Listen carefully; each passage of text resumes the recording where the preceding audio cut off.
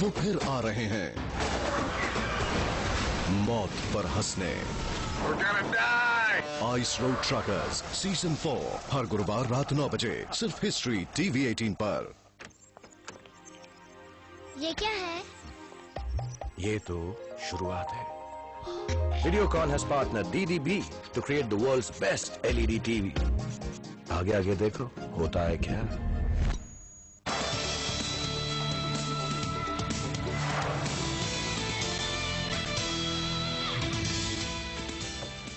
बाजार हरे निशान से लाल निशान की तरफ बढ़ते हुए दिख रहे हैं और अब एकदम फ्लैट हो चुके हैं सेंसेक्स और निफ्टी।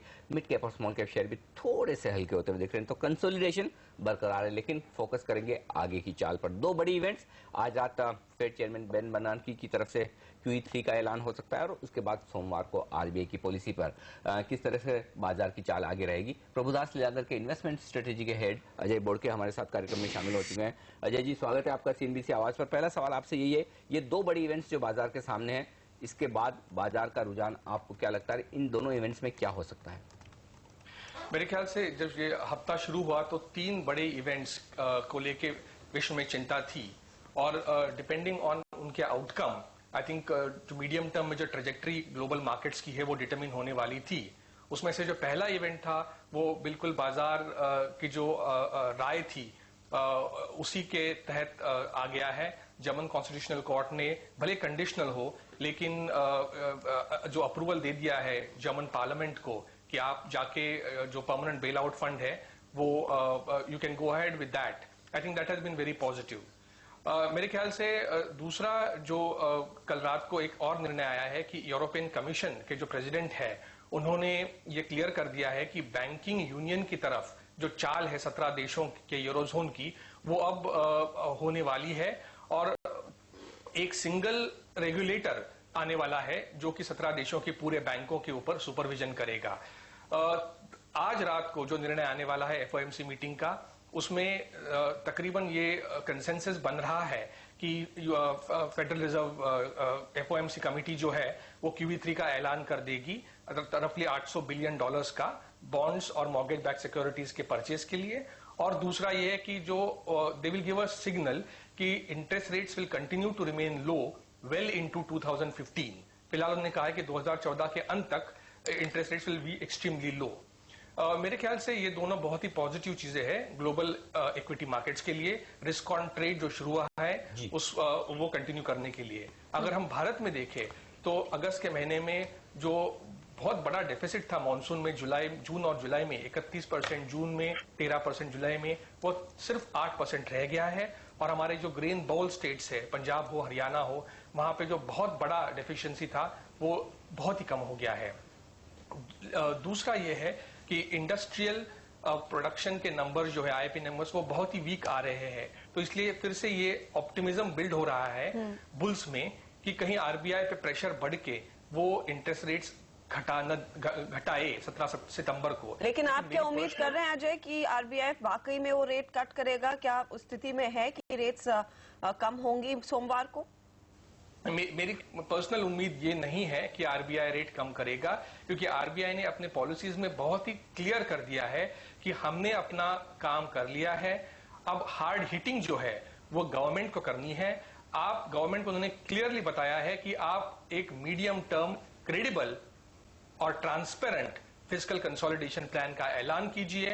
आप अपनी सब्सिडीज जो है वो कम कीजिए, डीजल के प्राइसेस, कुकिंग गैस के प्राइसेस आप बढ़ाइए, तभी हम पहल करेंगे और तभी हम इंटरेस्ट रेट्स कम करेंगे। तो मेरे ख्याल से ये जो ऑप्टिमिज्म बिल्ड हो रहा है कि RBI ऑब्लाइज करेगा और रेट्स कम करेगा, in my opinion it is misplaced. Okay, ऐसी स्थिति में क्योंकि वो फ्यूल प्राइस बढ़ना थोड़ा बहुत मुश्किल लग रहा है, उस पर हमने जो देखा ऑयल मिनिस्ट्री और वित्त मंत्री तो राजी हैं, लेकिन कांग्रेस के बाकी लोग उसका समर्थन नहीं कर रहे हैं।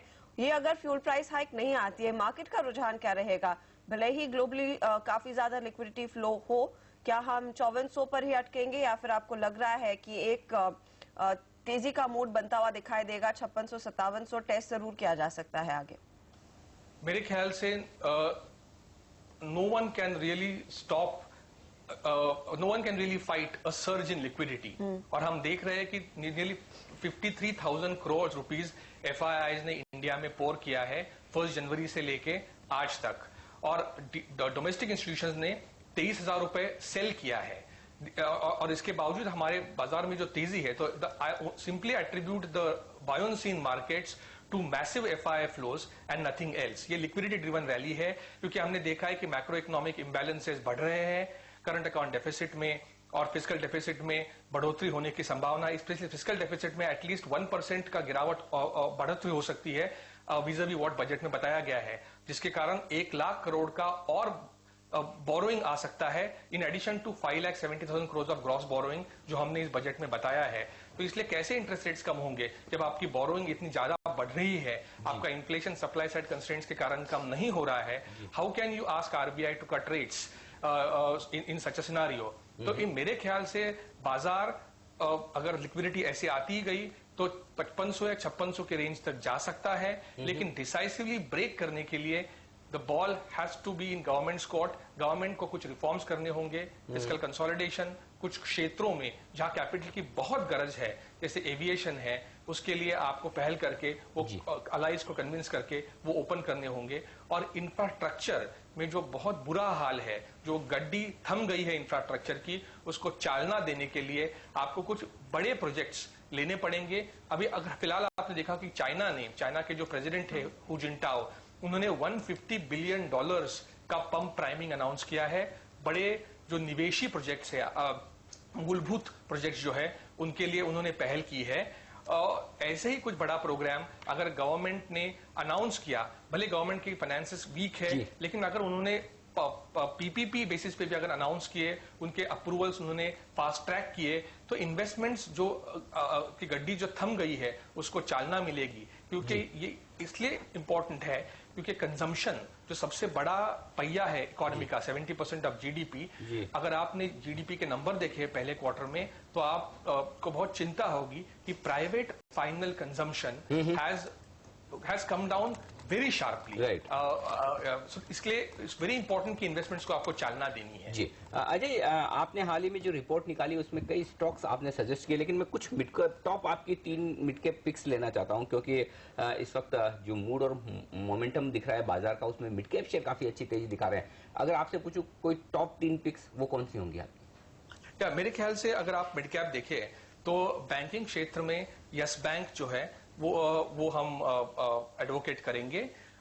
जो रेट्स भले स्लोली नीचे आएंगे, लेकिन उसका जो फायदा है वो यस बैंक को होगा। ऐसे बैंक्स जिनका रिटेल एसेट्स पे ज्यादा एम्फोसिस है, वो बैंक्स हम एडवोकेट कर रहे हैं, न कि वो बैंक्स जहां पे कॉर्पोरेट एसेट्स पे ज्यादा उनका एम्फोसिस है।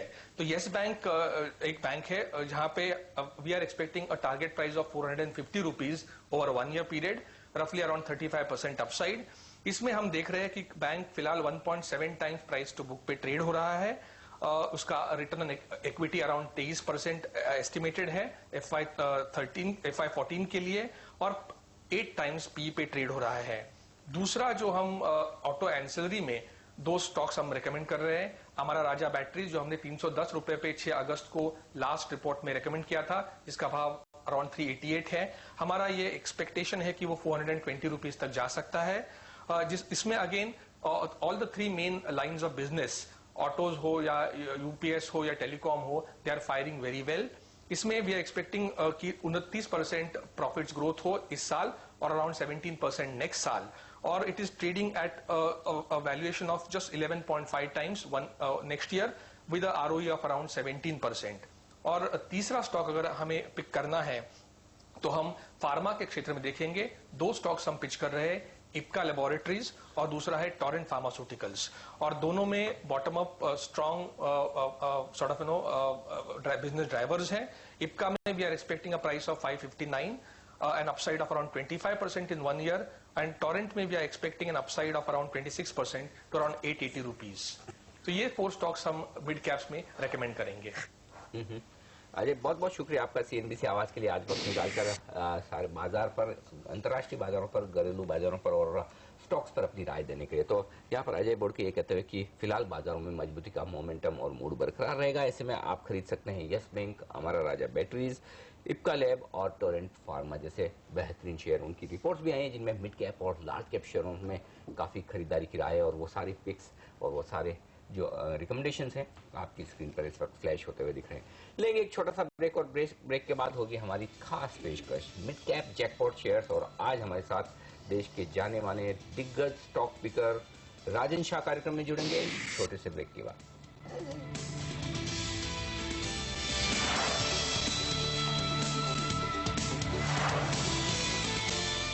TV18 Broadcast Limited now offers a rights issue to its existing shareholders in the ratio of 41 equity shares for every 11 equity shares at a premium aggregating 26,991.56 million rupees.